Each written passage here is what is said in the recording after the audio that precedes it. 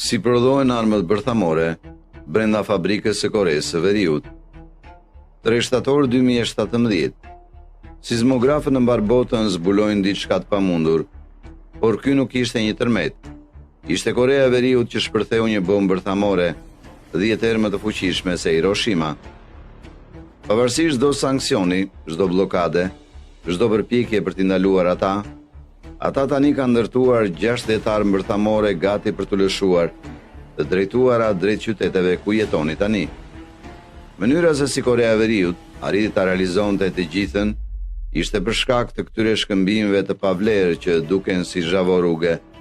E gjitha fillon me xeheronin e papërpunuar të uraniumit, i cili duket aq i zakonshëm, sa shumica e njerëzve do të kalonin pranë tij duke menduar se është rënoje pa vlerë. Korea e Veriut nxjerr këtë shkëmb me pamje të mërzitshme në Pyongyang dhe Pakon. Dhe ajo që ndodh më pas është vendi ku gjërat bëhen tegra. Punëtorët i thërmojnë këto copa të pavlera në pluhur dhe jedin të gjitha në yndyrna masive industriale të mbushura me acid sulfurik.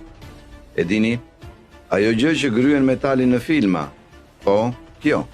Pas pak magjie kimike, del ky pluhur i verdhë i ndritshëm i quajtur tortë e verdhë, që sinqerisht duket si përzierja e tortës Betty Crocker, dhe jo definitivisht nuk doni të piqni me të.